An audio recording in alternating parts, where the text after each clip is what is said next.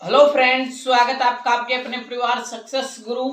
आज हम पढ़ेंगे 13 अगस्त 2022 की जो महत्वपूर्ण करंट अफेयर है उसके बारे में, जो कि परीक्षा की दृष्टि से बहुत महत्वपूर्ण है। उन क्वेश्चनों के बारे में हम चर्चा करने वाले हैं।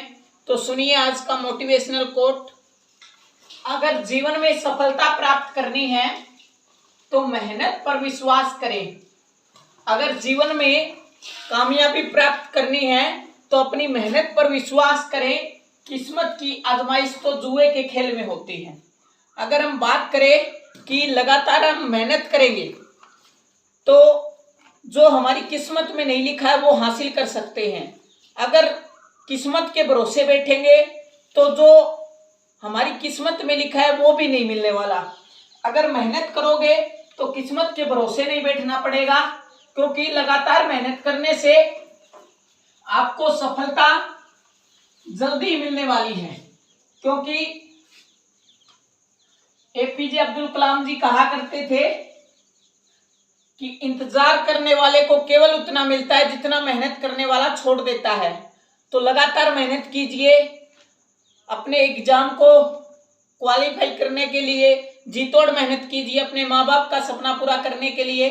तो आज की एक क्लास का आगाज करते हैं। पहला क्वेश्चन है कि हाल ही में एशिया के सबसे बड़े कंप्रेस्ड बायोगैस प्लांट का उद्घाटन कहाँ किया गया है। कंप्रेस्ड बायोगैस प्लांट एशिया का सबसे बड़ा है। अगर हम बात करें कि इसका उद्घाटन कहाँ किया गया है तो ये किया गया है संगरूर के भूटालकला गांव के अंदर। बात करें हम कि संगरूर कहां पर है तो ये है पंजाब के अंदर। पंजाब के अंदर है संगरूर, जहां पर एशिया के सबसे बड़े कंप्रेस्ड बायोगैस प्लांट का उद्घाटन किया गया है। बात करें हम कि हाल ही में भारत का जो एशिया का सबसे बड़ा बायो सीएनजी प्लांट कहां पर लगा है। एशिया का सबसे बड़ा है, यह भी एशिया का सबसे बड़ा है। एशिया का सबसे बड़ा बायो सीएनजी प्लांट की अगर हम बात करें, बायो सीएनजी प्लांट की अगर हम बात करें तो यह लगा है इंदौर, मध्य प्रदेश के अंदर। एशिया का सबसे बड़ा बायो सीएनजी प्लांट। अगर हम बात करें कि एशिया की सबसे ऊंची पर्वत चोटी कौन सी है तो वो है माउंट एवरेस्ट। माउंट एवरेस्ट है जो कि नेपाल के अंदर है। कहां पर है? नेपाल के अंदर है। और कीमा रीता शेरपा, कौन? कीमा रीता शेरपा, इन्होंने 26 बार इसको फतेह करके वर्ल्ड रिकॉर्ड भी बना दिया है। बात करें हम कि एशिया का सबसे बड़ा गांव कौन सा है। एशिया का सबसे बड़ा गांव की अगर हम बात करें तो ये गांव है गहमर गांव। गहमर गांव गाजीपुर डिस्ट्रिक्ट के अंदर, यूपी के अंदर। एशिया का सबसे बड़ा गांव है जहां पर बताया जाता है कि हर घर में सेना के अंदर कोई सूबेदार है, यानी हर घर से एक सेना के अंदर नौकरी लगा हुआ है। बात करें हम कि एशिया की सबसे बड़ी सब्जी मंडी कहां पर है। एशिया की सबसे बड़ी सब्जी मंडी की अगर हम बात करें तो ये है आजादपुर, दिल्ली के अंदर। आजादपुर दिल्ली के अंदर एशिया की सबसे बड़ी मंडी है, सब्जी मंडी है एशिया की सबसे बड़ी, आजादपुर दिल्ली के अंदर। और एशिया का सबसे बड़ा वाटर वर्क्स कहां पर है अगर आपसे पूछ लिया जाए तो वो बापुड़ा गांव भिवानी के अंदर, हरियाणा के अंदर है एशिया का सबसे बड़ा वाटर वर्क्स। अब हम बढ़ते हैं अगले क्वेश्चन की तरफ। अगला क्वेश्चन है हमारा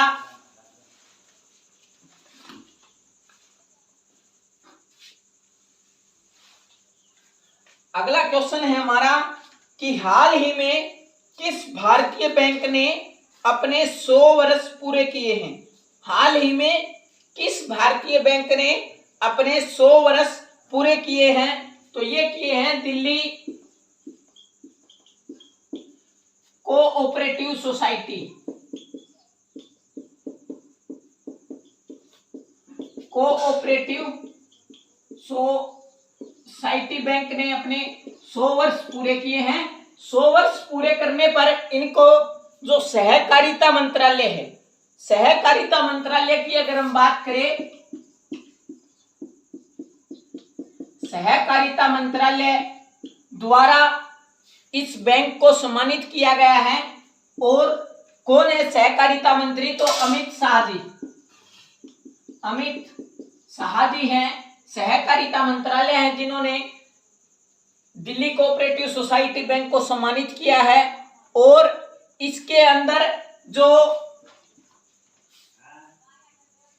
पैक्स है, PACS, यानी प्राइमरी एग्रीकल्चर क्रेडिट सोसाइटी के ऊपर बल देने की बात की गई है। प्राइमरी एग्रीकल्चर क्रेडिट सोसाइटी के ऊपर बल देने की बात कही गई है। बल देने की बात कही गई है। बात करें हम कि और जैसे महत्वपूर्ण बैंक है आरबीआई। आरबीआई की अगर हम स्थापना की बात करें तो 1 अप्रैल 1935 को होती है। अगर हम बात करें इसका राष्ट्रीयकरण 1949 के अंदर होता है। बात करें कि इसके 25वें नंबर के गवर्नर कौन हैं, तो शक्तिकांत दास इसके 25वें नंबर के गवर्नर हैं। बात करें हम कि एसबीआई की अगर हम बात करें तो 1955 के अंदर स्थापना होती है। सिडबी की अगर हम बात करें, सिडबी बैंक की अगर हम बात करें तो इसकी स्थापना 1990 के अंदर होती है। बात करें हम कि नाबार्ड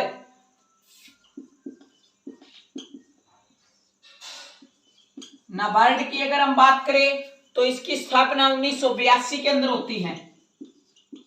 1982 के अंदर इसकी स्थापना होती है।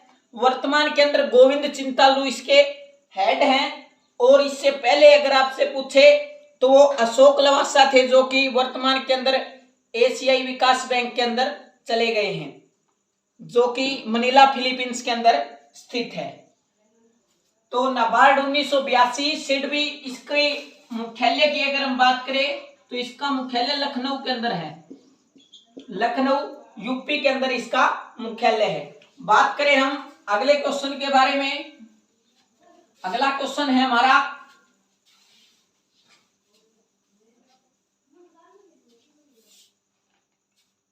कि वैश्विक स्टार्टअप इकोसिस्टम में भारत का पूरे विश्व में कौन सा स्थान है?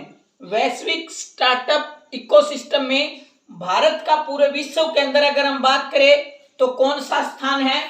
तो पूरे भारत के अंदर तीसरा स्थान है। कौन सा स्थान है? तीसरा स्थान वैश्विक इकोसिस्टम स्टार्टअप के अंदर भारत का तीसरा स्थान है। बात करें हम कि भारत ने 2022 के अंदर स्टार्टअप पर को बढ़ावा देने के लिए स्टार्टअप डे की शुरुआत की। तो स्टार्टअप डे कब मनाया जाता है? स्टार्टअप डे की अगर हम बात करें तो ये मनाया जाता है 16 जनवरी को। 16 जनवरी को स्टार्टअप डे मनाया जाता है। वर्तमान के अंदर भारत के अंदर यूनिकॉर्न की संख्या कितनी है?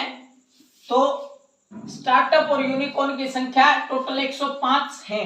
स्टार्टअप और यूनिकॉर्न की संख्या। अगर आपसे पूछ लिया जाए कि स्टार्टअप का बड़ा रूप क्या है, तो स्टार्टअप का बड़ा रूप ही यूनिकॉर्न है। बात करें हम कि भारत के अंदर जो विज्ञान और प्रौद्योगिकी मंत्री है वो कौन है? तो वो है डॉक्टर हर्षवर्धन। हर्षवर्धन भारत के वर्तमान में विज्ञान और प्रौद्योगिकी मंत्री हैं। बात करें हम कि देश का पहला स्पोर्ट्स यूनिकॉर्न कौन बना है? तो वो बना है देश का पहला स्पोर्ट्स यूनिकॉर्न तो चेन्नई सुपर किंग्स। देश का पहला स्पोर्ट्स यूनिकॉर्न बना है चेन्नई सुपर किंग्स। तो अब हम बढ़ते हैं अगले क्वेश्चन की तरफ। अगला क्वेश्चन है हमारा कि हाल ही में किस भारतीय नेता को फ्रांस का सर्वोच्च सम्मान मिला है? बात करें हम कि फ्रांस का सर्वोच्च सम्मान किस भारतीय नेता को मिला है, तो वो मिला है शशि थरूर। शशि थरूर को मिला है legion honour, legion the honour, ये अवार्ड है फ्रांस का सर्वोच्च नागरिक सम्मान जो कि शशि थरूर को मिला है। पूछे कि शशि थरूर कौन है, तो ये कांग्रेस के नेता हैं और लेखक हैं। कांग्रेस के नेता और लेखक हैं। तो इनकी हम कुछ महत्वपूर्ण पुस्तकें देख लेते हैं, जैसे कि the great Indian novel, the great Indian novel, ये इनकी बुक है, महत्वपूर्ण बुक है। N era of darkness, N era of darkness, ये भी इनकी महत्वपूर्ण बुक है। मैं हिंदू क्यों हूं, मैं हिंदू क्यों हूं, ये भी इनकी महत्वपूर्ण बुक है जो कि एग्जाम की दृष्टि से सबसे ज्यादा महत्वपूर्ण है। बात करें हम कि भारत और फ्रांस के बीच कौन कौन सी एक्सरसाइज होती हैं, युद्ध अभ्यास होते हैं भारत और युद्ध अभ्यास होते हैं भारत और फ्रांस के बीच, तो वो होते हैं वरुण, गरुड़ और शक्ति। ये युद्ध अभ्यास भारत और फ्रांस के बीच होते हैं। फ्रांस के अगर हम पीएम की बात करें, राष्ट्रपति की बात करें, फ्रांस के हम प्रेसिडेंट की बात करें तो वो है इमैनुएल मैक्रों, वहां के वर्तमान में राष्ट्रपति हैं। तो लीजन द ऑनर क्या किसी भारतीय को पहले मिल चुका है? तो ये पहले भी मिला है एक भारतीय को, जिनका नाम है स्वर कोकिला, जिनको हम कहते हैं लता मंगेशकर जी को। लता मंगेशकर जी को ये पुरस्कार मिल चुका है। बात करें कि हम 2001 के अंदर इनको भारत रत्न भी दिया गया था, 2001 के अंदर इनको भारत रत्न दिया गया था। बात करें हम कि ताइवान का सर्वोच्च नागरिक सम्मान जो कि चर्चा में है, वो आपसे पूछा जा सकता है, तो वो किसे दिया गया है? वो दिया है अमेरिका की प्रतिनिधि सभा की जो स्पीकर है नैन्सी पेलोसी, उनको ताइवान का सर्वोच्च नागरिक सम्मान भी दिया गया है। बात करें अब हम अगले क्वेश्चन के बारे में। अगला क्वेश्चन है हमारा आज का आखिरी क्वेश्चन कि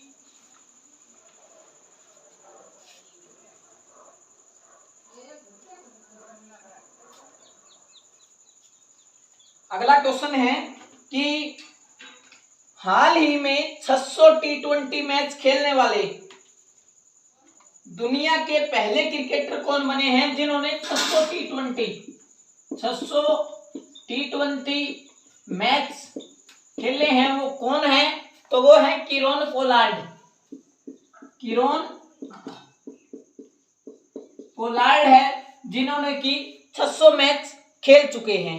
बात करें हम कि सबसे ज्यादा जो वर्ल्ड कप खेलने वाली महिला कौन है, सबसे ज्यादा वर्ल्ड कप खेलने वाली महिला कौन है? तो वो है हमारे देश की आन बान शान, सबसे ज्यादा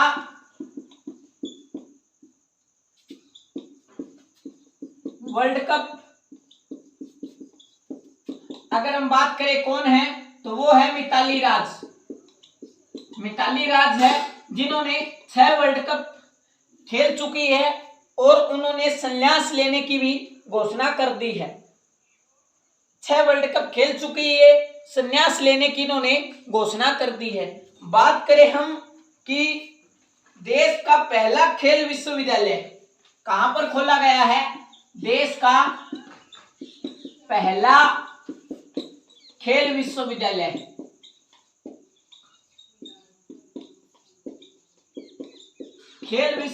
की अगर हम बात करें तो ये असम के अंदर खोला गया है। बात करें हम कि सेनवोन,